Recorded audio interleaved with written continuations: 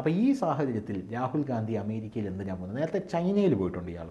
ചൈനയിൽ പോയിട്ട് അവിടെ പല കാര്യങ്ങളും ഇയാൾ ചെയ്തിട്ടുണ്ട്. അപ്പോൾ ഇത്രയും സാധനങ്ങൾ നിൽക്കുമ്പോൾ ഇയാളുടെ ഈ അമേരിക്കൻ സന്ദർശനം ഒരു സംശയ മുനയിലാണ് കേന്ദ്ര സർക്കാർ നോക്കിക്കാണുന്നത്. എന്താണ് തോന്നുന്നത്? ഡീപ് സ്റ്റേറ്റ്, അമേരിക്ക ലോകത്തെ നിയന്ത്രിക്കുന്നതിന് വേണ്ടി പറയുന്ന ഇപ്പോൾ ചർച്ചയിലായിട്ടുള്ളത് കണ്ടല്ലോ, ഡീപ് സ്റ്റേറ്റ്. അതെ.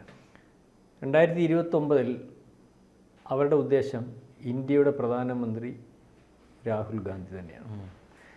അവരുണ്ടാക്കി കൊടുത്തതാണ് ഇന്ത്യ മുന്നണി എന്ന് നമ്മൾ പറഞ്ഞാൽ ചില ആൾക്കാർ പറയും.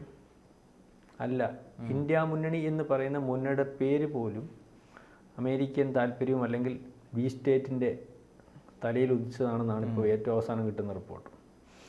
അതായത് കഴിഞ്ഞ പ്രാവശ്യം BJP-ക്കെതിരെ ഒരു നീക്കം, കഴിഞ്ഞ പ്രാവശ്യം തന്നെ ഇന്ത്യ ഈ മൂന്നാമതും മോദി അധികാരത്തിൽ വരാതിരിക്കുന്നതിന് വേണ്ടിയുള്ള ശ്രമങ്ങളും അമേരിക്ക ഉൾപ്പെടെയുള്ള